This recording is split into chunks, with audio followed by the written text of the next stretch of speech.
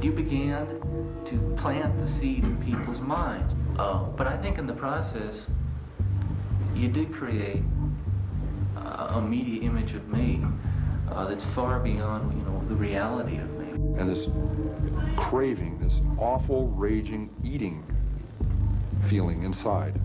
I could feel it consuming my insides. It was overwhelming me. Hello again, and welcome to Serial Killing, a podcast. My name is Elissa Kerrill, and I am the researcher, the writer, producer, editor, all of the things. And this podcast is where I cover all things true crime, not just serial killers, and that's perfectly okay. And if you are into the entire story of these dangerous people, including childhood experiences and possible genetically inherited issues, the nature versus nurture debate, then you've come to the right place, because that's what we do here. If you are anything like me, you want to know the hows and the whys behind true crime. Now, if you're into murder and mayhem with some stories of animal uprising and the occasional rack report, check out my second podcast, Serial Killing, Murder in the News. And if you enjoy my content, well, consider supporting it. The more supporters, the more content. So, okay, this week's podcast will involve some pretty disturbing and intense things that also include incest. So I just wanted to throw my, disclaimer here. If you need to opt out, I understand. We'll see you next time. And just to reiterate that, this will be triggering because it triggered the shit out of me as I was writing it, and I already knew the story. Okay, so for the rest of you heathens, today I bring you the story of young Elisabeth Fritzl. Elisabeth was born on April 6th, 1966 in Amstetten, Austria. Since she isn't the perpetrator of this story, but rather the survivor, we will skip the history and what was going on in the world when she was born. Her parents were Joseph Fritzl and Rose Marie, though I couldn't immediately find Mom's maiden name, which is fine for the purposes of this story. So let's get into a little family ancestry, because I believe it is a very notable piece of this horrific puzzle. Now, I read that Joseph's maternal grandfather, a Mr. Nenning, had a wife that was unable to conceive any children. Frustrated, he began sleeping with other women, usually the help, and when the affair produced a child, he would then give them to his poor wife to raise. So here is a bit of foreshadowing for those of you that know the story. One such child, born to another mother but raised by Mr. Nenning and his own wife, was a girl named Maria, born in July of 1902 in Upper Austria. Now, I couldn't find anything about his mother's childhood, but I was able to find that she had 4 other siblings. A couple had different mothers, so this seems to jive with the origin story.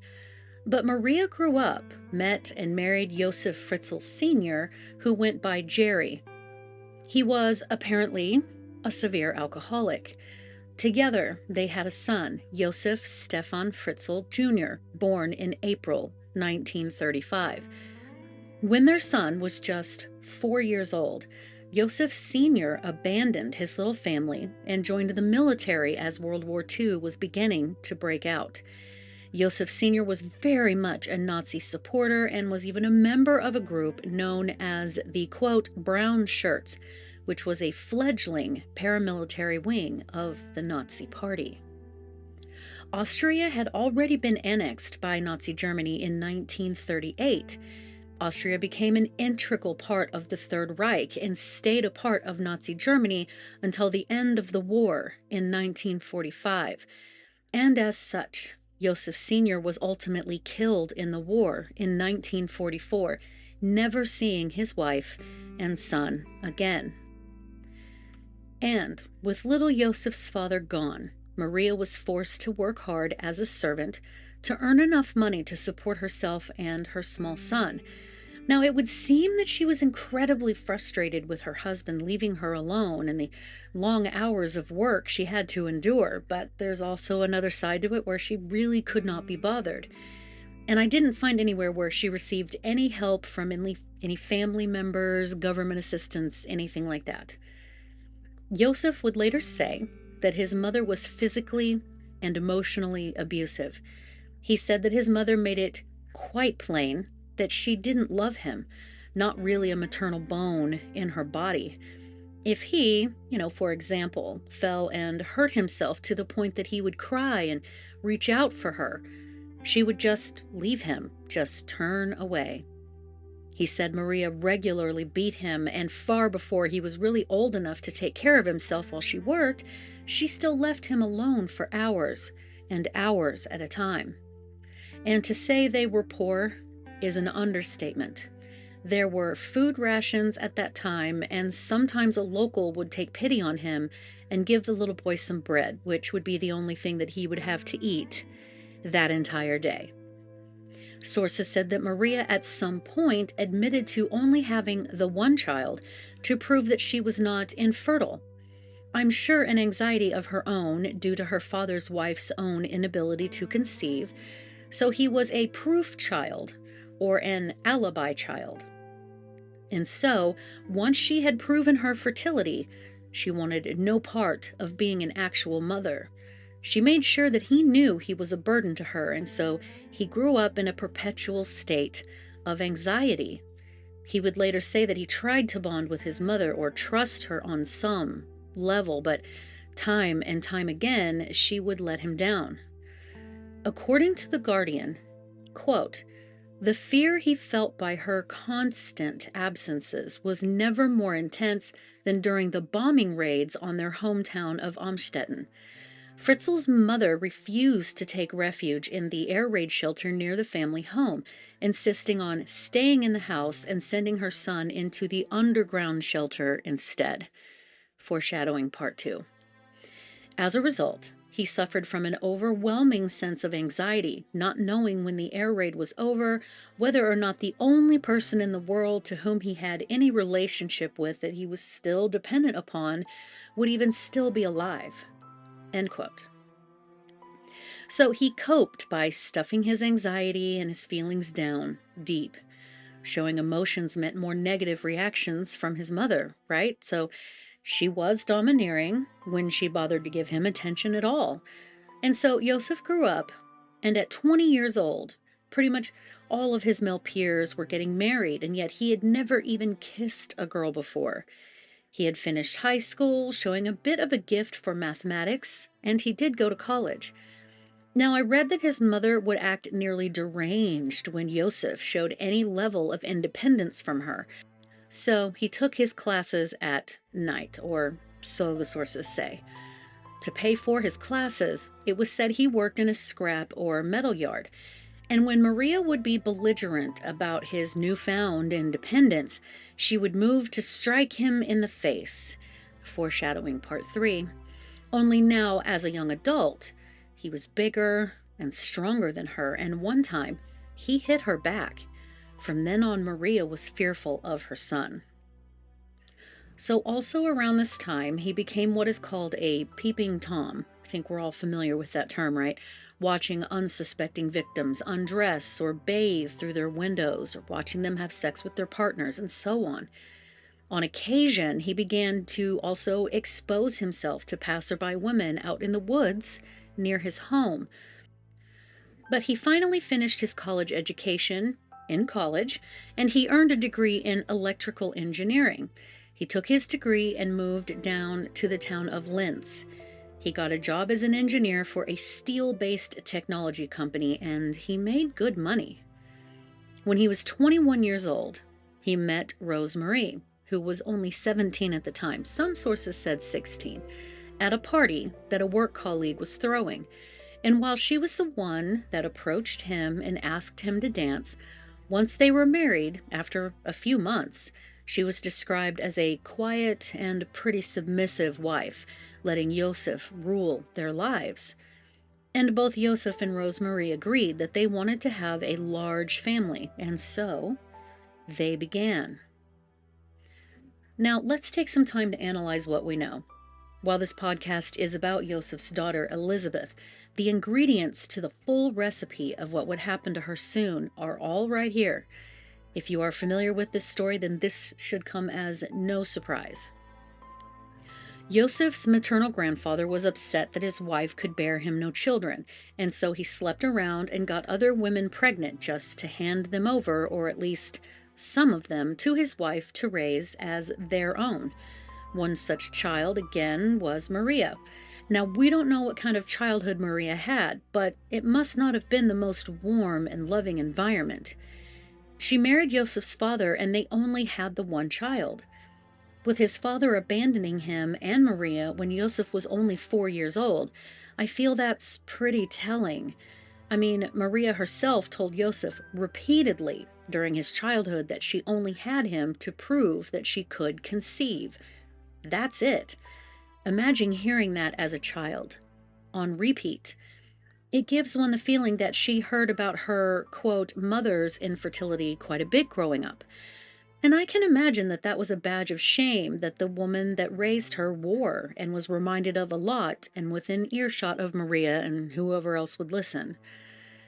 But we all know that, especially in the past, a woman's worth very well was wrapped up in her ability to conceive.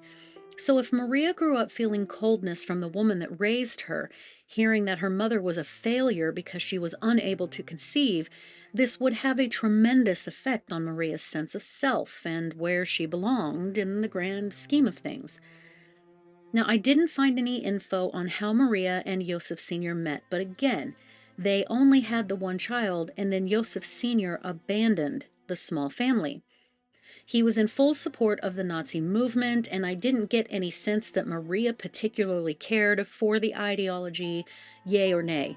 So even though this is mere speculation on my part, it makes me think that he felt because his wife was, on some level, just cold and distant. No more pregnancies after their son in 4 years? During those days? It's certainly likely. He died just as World War II was winding down, but there's very little information on how he died or what happened. So Joseph grows up with an emotionally detached mother. These children may struggle with emotional self-regulation, self-esteem, and trust in future relationships. They may also experience a lot of challenges in forming healthy boundaries and in navigating social situations. In some cases, a lack of affection can lead to mental health issues like anxiety, depression, or PTSD. And then we get into what I'm sure he had, which is an insecure attachment issue. Now, I don't have a PhD. This is based on years and years of study. Okay? I covered attachment issues in a past podcast. I think it was a True Crime Science podcast, but essentially, with the insecure type, there are some subcategories, if you will. We have anxious, otherwise known as ambivalent or preoccupied, where the person tends to be overly concerned about their partner's availability and responsiveness, often wanting constant reassurance because of a fear of abandonment. They may be clingy, needy, and overly dependent on their partner. Then we have the avoidant type, which is the one that I most definitely struggle with, where the person prioritizes independence and self-reliance, often displaying difficulty with intimacy and vulnerability. They may push others away, prefer solitude, and struggle to form close relationships. This is definitely me.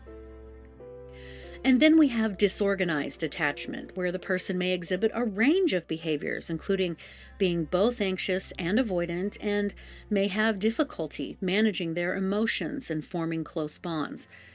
So at the end of this episode, leave a comment and let me know which insecure attachment style you believe Joseph struggled with. We'll do a little review at the end to remind you of the behavioral display patterns, okay?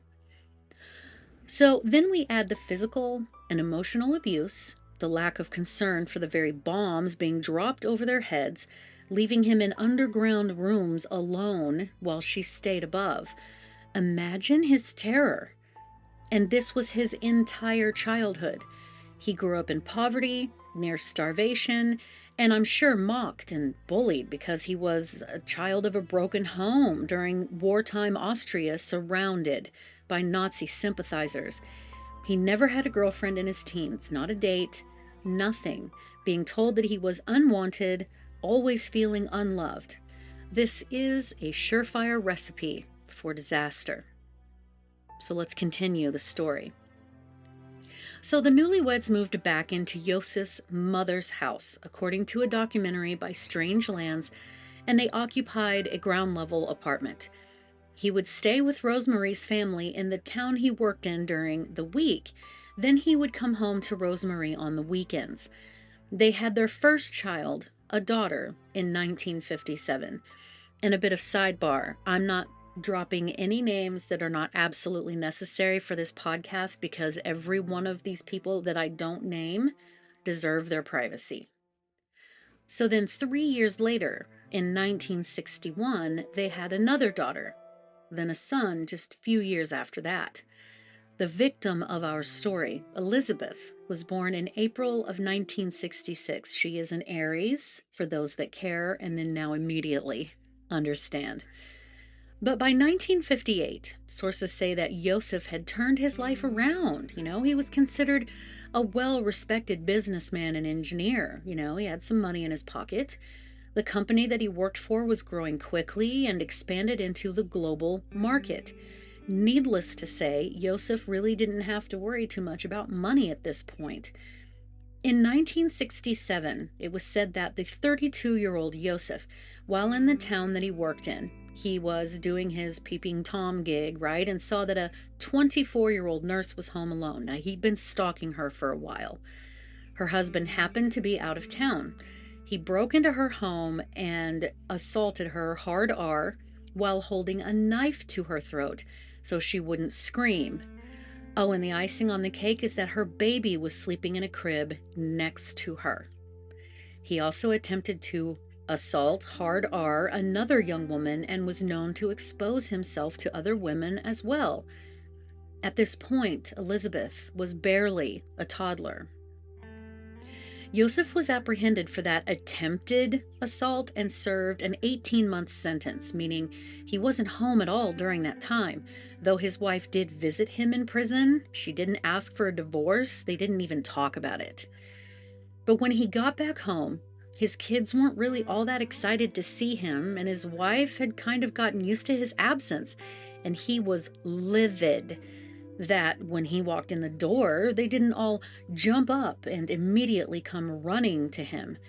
It was his money that paid the bills, after all, and how dare they not fall at his feet in appreciation? Even though their reaction to his sudden reappearance makes a bit of sense to you and I in a current social world, this aggravated his feelings of inferiority and being unloved and unwanted from his childhood. Now, it was said that this was a turning point in Yosef's life, right? He was described as behaving like a tyrant to his family, and physical abuse was at least hinted at. He, of course, lost his job, but otherwise life returned to normal. In 1969, he was able to get another job making really good money. And at this point, Elisabeth, our victim, was 3 years old. Yosef and Rosemary had a set of twins, one boy and one girl, soon after. Bit of foreshadowing again. And in 1972, they had their final baby, a girl. So if you're keeping track, that is 7 children in total. Also in 1972, Yosef bought a huge 40-room house in Upper Austria and began making renovations. At this point, he was 37 years old. But it was in 1978 when he began making major renovations to this large house, turning it into a campsite guest house overlooking Lake Mondsee, but more on that later. It's time to look at this story from Elisabeth's perspective. So Elisabeth was basically pretty much a middle child of 7, as we know. She experienced her father just as her siblings had all of their short, young lives so far, but Elisabeth had a bit of a spark to her, right? And it was in 1977, when she was only 11 years old, that her own father began sexually abusing her. This foul, disgusting abuse was frequent and ongoing. Her father gave her no choice. And as her father was doing some pretty big renovations to the new home, it was said that he did much of it himself. Not only was he a talented engineer, but he was also pretty skilled at do-it-yourself projects, so much of it that he just did it himself.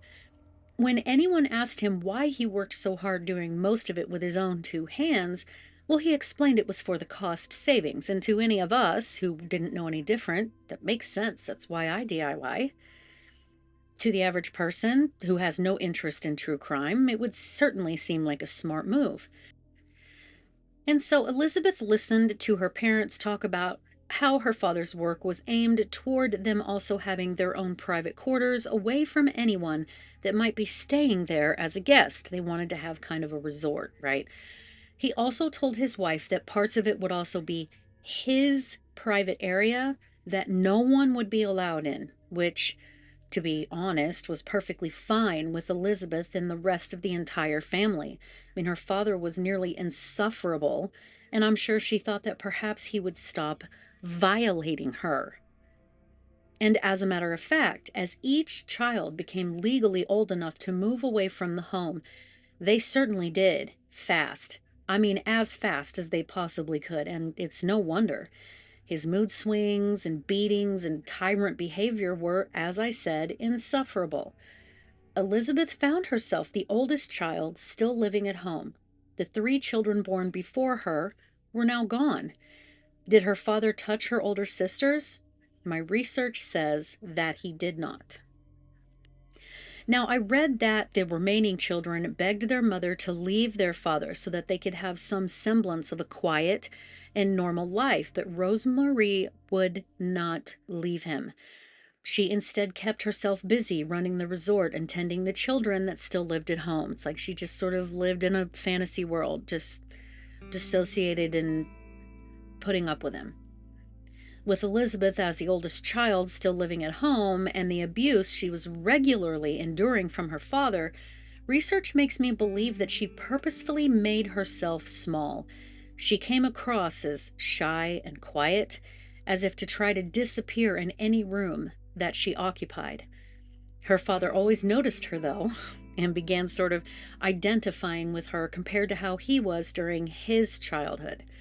Of course, he was incapable of seeing that it was he that was making her that way, not seeing the correlation. But you can bring a horse to water, you cannot make him drink. So her father was in his early 40s, and Elisabeth knew his obsession with her was escalating. She began finding pornographic magazines under the very pillow that she slept on at night. She had already, by this point, stopped trying to fight because her father told her that the police were, quote, stupid and would never believe her. This is a common tactic, not to mention his threatening to murder her if she told anyone. And she knew it was just easier to tolerate him because if she so much as even hinted at being disgusted by him, well, it just made him worse. Joseph himself said that sexually assaulting her was, quote, like an itch I could not scratch. He later said he just couldn't leave her alone. She found that he was starting to stalk her and watch her everywhere she went, mess with her anytime there was even a short moment of them being alone, and he was even opening and reading all of her mail. Even as she was getting into her early teens, she was keenly aware that her father was obsessed with her. By the time Elisabeth was 15 years old, she had completed her regular education courses and graduated high school. Her father told her he was signing her up for a trade school of sorts so that he could employ her at the family resort. He said he didn't want to pay strangers that wouldn't understand the family business, but Elisabeth wasn't stupid, right? She knew that it was just a way of forcing her to stay there under his thumb and continue to endure his abuse. Feeling the weight of the future she would clearly see was waiting in front of her if she followed the path her father laid before her, she decided to run away. She had befriended another girl while at school and dug up the courage to confide all to her new and only close friend. Together, the girls decided they were going to run away, board a train to Vienna, and then just poof, disappear. And she did get as far as Vienna, but the police located her quickly and they forced her to go back home. She wasn't a legal adult yet. Can you imagine her disappointment? It must have taken an incredible amount of courage to try to escape the demanding, tyrannical, and incestual pervert that her father was, along with his threats, to actually try to escape, only to be found and sent back into the lion's den. But she did finish her course. Now, she was actually offered a position for a job in a neighboring town as a waitress, and she was able to work it for a short while her father boasted that he had completed the underground bunker that he had been carving out of the ground to be used as a nuclear fallout shelter. But in the early 80s, that wasn't entirely a crazy thing to confess to having doing. It was during the Cold War, after all, right? And everyone was terrified that they were all going to die in a nuclear explosion. It's sort of like the doomsday prepper friends you have, right? If they have an underground basement with a lot of stored flour and sugar or MRE meals or whatever, giant jugs of water, but they aren't a couple of tacos short of a combo plate, you just say, well, I get it. You never know, and that person will be ready. Just overly careful, but within reasonability. And for the next 2 years, sources say that her father stopped putting hands on her and sexually assaulting her. He actually left her alone for the most part. What a relief this must have been, right? He stopped because he realized that if she had the guts to run away again, she might also tell the police what he had been doing to her for years and years. Elisabeth sensed his hesitation, and she wasn't dumb. She knew exactly why he was keeping his hands to himself. But this knowledge gave her more confidence, and she began exerting more independence and fiery defiance, right? She knew her father was less than pleased with this, but what was he going to do? In the late spring of 1984, Elisabeth announced to her parents that soon she was going to move in with one of her older sisters in Linz, the city that her father used to work in. On August 28th, 1984, the now 18-year-old Elisabeth was summoned by her father to help him carry a heavy door downstairs into the cellar. Everyone else was out of the house. Once that was completed, he asked her to follow him into his study because he wanted to talk to her about something, no biggie.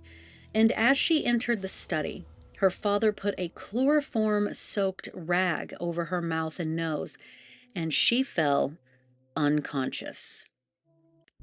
Joseph then carried Elisabeth down through some heavy steel doors operated by combination number pads that only he knew the number key to.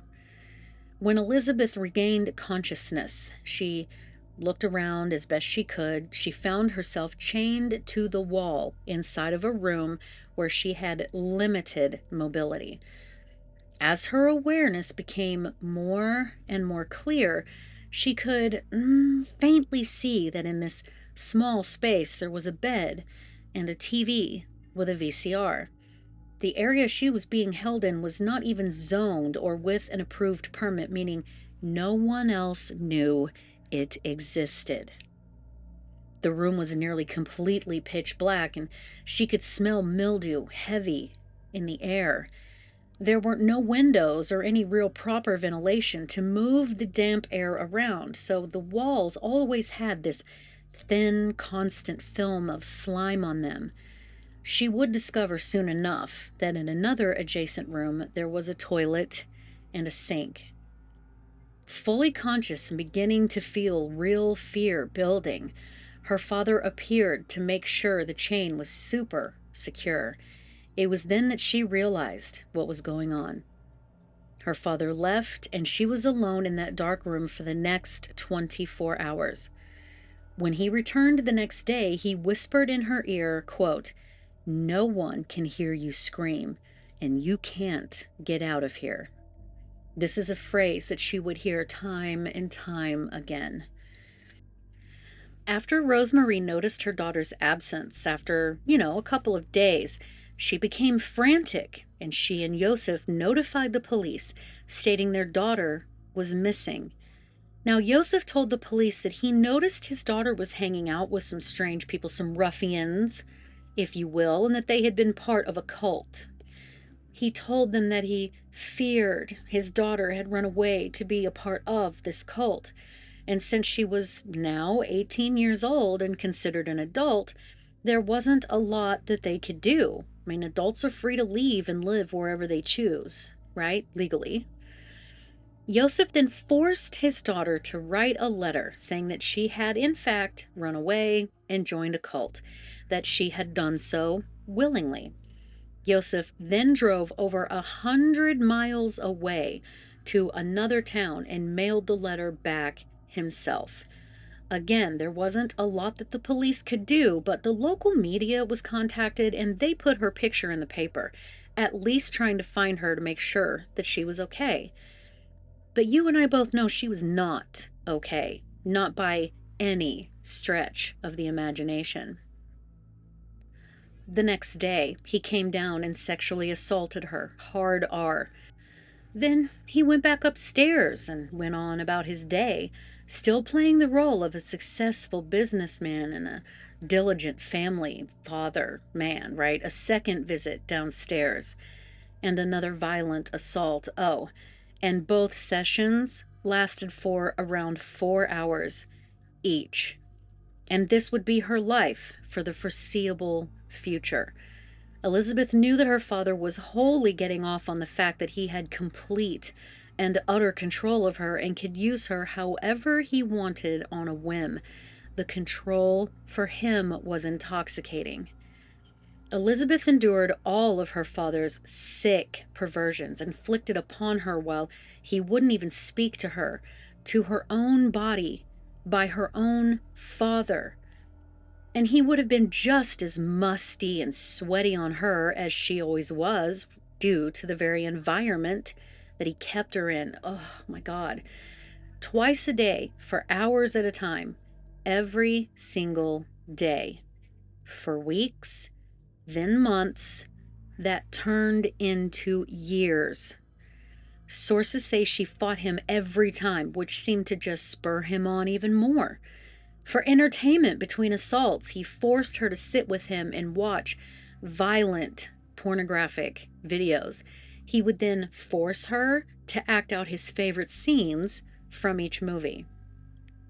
And yes, for those of you curious, he used, toys and torture devices on her nearly every time. If she fought too hard, well, then he would simply starve her. One source stated that when it would be in the dead of winter, only in the teens of degrees in Fahrenheit, he would take all of her clothes and leave her shivering and naked with nothing to keep her warm. That next spring, 8 or 9 months into her captivity, Elisabeth was told that she could be trusted to have the chains removed, when in reality, they were just hindering the types of sexual abuse and torture that he could inflict on her.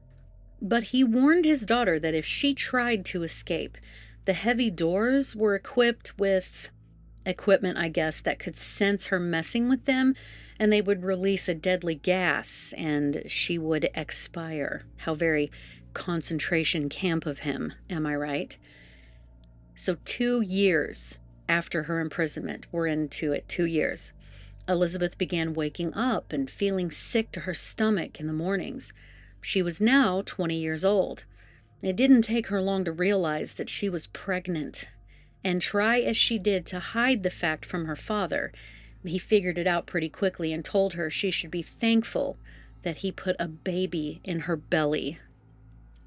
At 10 weeks gestation, likely due to the stress and the abuse, she miscarried the baby, which would have been the size of a strawberry. All internal organs are formed and are fully considered a fetus at this point. tiny heart beating, fingers and toes, elbows and knees that bend. There are already tooth buds formed, and the brain is already functioning. The baby is still able to move and kick, but a bit too small to be felt by Elisabeth. Regardless, to go through a miscarriage completely alone and with no medical attention had to have been so hard, so horrible. She would later say herself that she was forever changed after that loss. So another summer, another fall, another winter came, and her depression was so extreme that she later said she would be satisfied to just not get beat for one day. She did her best to sleep as much as she possibly could just to make the days go by, to get lost in the nothingness of unconsciousness. She hoped that she would just not wake up. But she became pregnant again. It took her 7 months, right, of begging her father for even a book on pregnancy and how to give birth before he would provide her a very sort of rough, rudimentary book, not very detailed. In 1988, in the August heat and thick humidity and mildew of that dungeon, she gave birth to a little baby girl, all alone. Her father only provided her a pair of scissors to cut the umbilical cord, an extra blanket, and a few diapers. This is 4 years into her being locked into that dungeon. 4 years. She was 22 years old, scared, and she painfully pushed through excruciating contractions completely alone, in the dark, scared. But this experience and having her baby to take care of did breathe new life into her, as we can all imagine. The baby was someone to love. The baby was some company, another human to interact with. Though many new mothers go through postpartum depression, it seemed to have had the opposite effect on Elisabeth. And it didn't take long for her father to begin abusing her again, the cycle that was never ending. And she became pregnant again and gave birth to a son in 1990. So Elisabeth had, by this point, been her father's prisoner and torturous sex slave object in that dark, damp, slimy walled prison for 6 years. Think about what you've been up to for the past 6 years. Take a moment. Think about just how long that's been. How many memories, good or bad, that you've had for the past 6 years. I started this podcast just a little over 6 years ago. I mean, I can't fathom that amount of time in that dungeon. And as Elisabeth lived in these stifling hot or unbearably cold, tiny accommodations, sometimes sharing the tiny space with rats, her family was enjoying backyard barbecues just feet above her, all believing that she had run away again, and Joseph being the ever concerned father about his, quote, missing daughter. And as the world went by, NASA's Challenger, Nelson Mandela's release, Princess Diana's untimely death, which broke my heart, Elisabeth and her babies were forever stuck on a never-ending Groundhog Day of sorts, just still and stagnant. She was still, on occasion, forced to write her mother letters as proof of life, but never returning home, which broke Rosemarie's heart, as anyone can imagine. But also imagine knowing your mother is just above you, and there's absolutely nothing that you can do. Now, with her second baby born, a son, in 1990, she was already pregnant again. The baby girl born in 1992. This was Elisabeth's 4th pregnancy and 3rd baby with her father. Joseph now had 2 families to support, the upstairs family and the downstairs one. There's something to be said about children that live in heaven and how Elisabeth felt like she was living in hell, the symbolism. But his new children were also his grandchildren, but, never mind that. But the new baby girl's health was compromised, having a heart condition. Joseph was concerned about the constant screaming and crying and the surprising volume, and that he might just be discovered. Elisabeth begged. She pleaded with her father to get the baby some help, and eventually he relented. He secretly whisked the baby upstairs in the wee hours of the morning and left her in a basket on the front porch of his home. Elisabeth had written a note, I think probably willingly this time, stating that she was unable to care for this baby and she wanted her parents to take care of her. Rosemarie was shocked, but she and Joseph took the infant in for emergency surgery to correct the heart defect and began life as being raised by her loving, quote, grandparents, even though her grandpa was her dad. This did nothing for Elisabeth's reputation, of course. I mean, what kind of mother would do such a thing? But below the house, she was relieved, sick and tormented at not having access to her new baby, but at least the baby had survived. It was just after this time that Joseph began to see that the trio, Elisabeth, the oldest daughter, and the next son, needed more room in their dungeon, and he began working to expand the space. At least he brought them some modern conveniences like a refrigerator, toys for the children to play with, and books so that Elisabeth could educate them as they aged.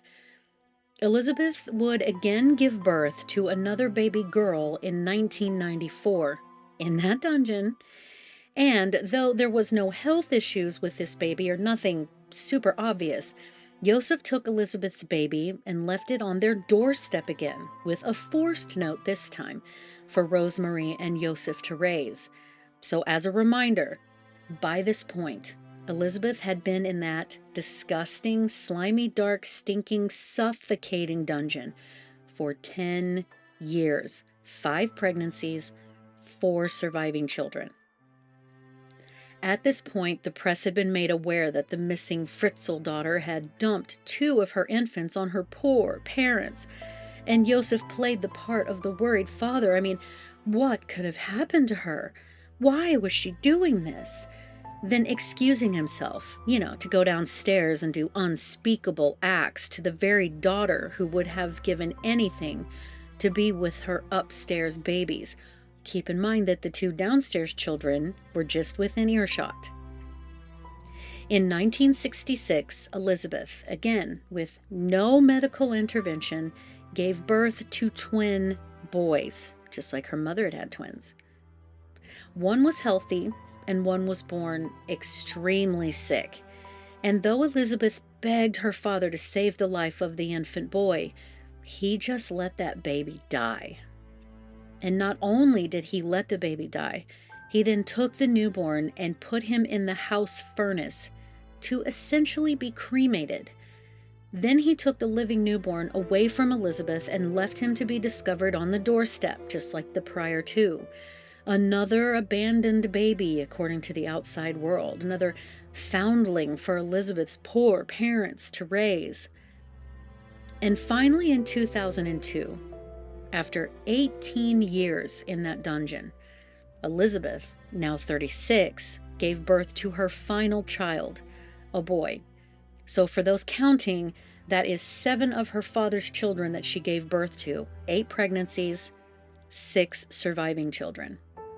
But there was something different about this baby boy. For some reason, Joseph, himself now 67 years old, took a particular shine to this boy. For whatever reason, he softened a bit and had dreams of this child getting a proper education and perhaps inheriting all that Joseph had amassed. Perhaps his age had caught up with him. Maybe he was getting to a point where he was beginning to realize his own mortality. Keeping 2 separate but basically mirror families, 7 children with his wife, 7 children with his daughter. And it was becoming a lot, but speculation, who knows? But it wasn't until 2008, when Joseph began to entertain the notion of maybe freeing Elisabeth and the children. You see, he was 73 years old now. Elisabeth was 42. Her surviving and underground children, aside from the youngest, were well into their teens. But it was in the spring of 2008 when the oldest girl, now 18 years old, became seriously ill. And the children had always been consistently ill, but this was above and beyond. It was really bad. There was no medication that he provided for his downstairs family aside from aspirin, I read, and Elisabeth knew her daughter's health was critical. She begged and pleaded with her father to take their daughter to the hospital. She told him that she would take her own life if he didn't take the girl for emergency care. She put her foot down, and somehow she convinced him to comply. So he allowed Elisabeth to assist him in carrying the teen upstairs, and then she went back down so as to not leave the two boys down there alone. And the girl was not doing well at all, right? The doctors desperately needed information from her mother, who was, to all that had heard of the case, still missing. On April 26th, 2008, after more pleading and begging, Joseph allowed Elisabeth out of the cellar. After 24 years of never seeing the sun or feeling the warmth on her face, 24 years of near darkness and recycled, stagnant, pungent air, she filled her lungs with fresh air as they made their way to the hospital. Elisabeth was able to speak with the doctors to educate them on the teen's deteriorating condition, and then the police arrested her and took her into another room for questioning. Keep in mind, no one knew what had really been going on. And she actually didn't spill the beans for a bit. Stockholm Syndrome is a bitch, right? But they threatened to take her children away from her, so she told them everything, and Joseph was then arrested. Finally, her ordeal was over. 24 years, guys. The oldest daughter was put into a medically induced coma for 7 weeks because her condition was so dire. When she was brought into the emergency room, she had multi-organ failure, was suffering seizures, which she had since infancy, and had to undergo dialysis treatment for her kidneys, and due to lack of proper oxygen. I mean, she'd never taken a breath of fresh air in her entire life. She was put on a ventilator. Imagine her lungs, her brain, all of her organs finally getting pure and clean oxygen. It's the little things, right? So in 2009, Joseph was found guilty of enslavement, incest, the hard R word, coercion, and false imprisonment. He also pleaded guilty to negligent homicide related to the death of the infant twin. He was sentenced to life in prison. Meanwhile, Elisabeth, her underground children, and the rest of their family started a new life in an undisclosed location in Austria, only known as, quote, Village X. Not much is known about their lives now. The Independent reported that the eldest girl and her, quote, downstairs siblings initially had some trouble bonding with the upstairs children, but that their relationship has improved through constant therapy. Elisabeth, for her part, has reportedly developed a love for glittery jeans, maybe bedazzled. She even passed her driver's test, and she has even found love. In 2019, she married her bodyguard, Thomas Wagner. And while it wouldn't take a ton of digging for me to find out more about Elisabeth and the children, I feel like they've more than earned their privacy, and I'm really just happy that they finally have some semblance of peace. Now, I did read that Elisabeth basically went no contact with her mother due to her passiveness during her childhood, but she does allow her mother to see her children that their grandmother was raising, to visit with on occasion. And I think that that's pretty cool. As for her father, well, he said that he had not forced himself on his daughter. No. Rather, it had been, consensual. Gross. He admitted that he knew holding her prisoner in that dungeon, quote, wasn't right. But he insisted she had brought it onto herself by being rebellious and running away that first time, not complying with him, etc. And he said, basically, in summation, this is me mouthing, but this is basically what he said. But I went down there and took Elisabeth flowers and ate dinners with them and spent time watching TV with her and the children, right? When I took my real family on nearly 2-week vacations, I left them barely enough food. And when Elisabeth would fight my love for her, I only shut the electricity off for a couple of days at a time. I mean, what's the big deal? Again, gross. So what of Maria, Joseph's mother? We forgot about her. Well, once he and Rosemarie began to have some extra money and could afford it, Joseph moved his mother in with them. He then kept her locked in an upstairs bedroom and even had the windows bricked over. He told the neighbors that she had died while she too was held captive for around 20 years. Joseph was officially diagnosed with a, quote, severe combined personality disorder, end quote, which included borderline personality disorder along with schizotypal and schizoid types and a sexual disorder. And it was recommended that he receive psychiatric care for the rest of his life. Later reports have revealed his premeditated plan to lock his daughter up was not for discipline, but for his own gratification. He wanted a sex slave, an object that he could do all manner of depraved, torturous things to with no consequences like he had had when he had gotten in trouble in his younger years. Total and complete control over another.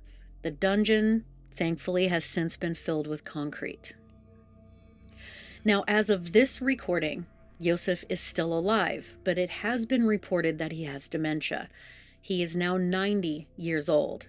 Elisabeth is 59, and the children are all grown, of course. Okay, so I said we'd have a quick review of the insecure attachment types. Ready? So we have anxious, otherwise known as ambivalent or preoccupied, where the person tends to be overly concerned about their partner's availability and responsiveness. They're clingy, they have a fear of abandonment, they're overly dependent, right? We have avoidant, where the person prioritizes independence and self-reliance, often displaying difficulty with intimacy and vulnerability. They may push others away, prefer solitude, and struggle to form close relationships. That one's mine. Then lastly, we have disorganized attachment, where the person may exhibit a range of behaviors, including being both anxious and avoidant, and may have difficulty managing their emotions and forming close bonds. So which do you think he was dealing with in his life that helped contribute to the horrible, vile things that he did to his own daughter? Leave me a comment below. Please let me know your thoughts. You can DM me on Instagram at serial_killing. We have a Facebook group, Serial Killing Podcast fan page. The links to these things are down below. Again, if you would like to support or contribute, you can buy me a coffee, you can join Patreon, all of the things. And outside of that, thank you guys so much for your patience for this one and for continuing to listen to me. It blows my mind that you guys are still here, and I do appreciate every single one of you. Thank you so much, guys. See you in the next one. Anybody who killed more than 2 or 3 people was a mass murderer, and whether it was all at one place or over an extended period of time. And then in the early 80s, they came up with this differentiation called serial killing.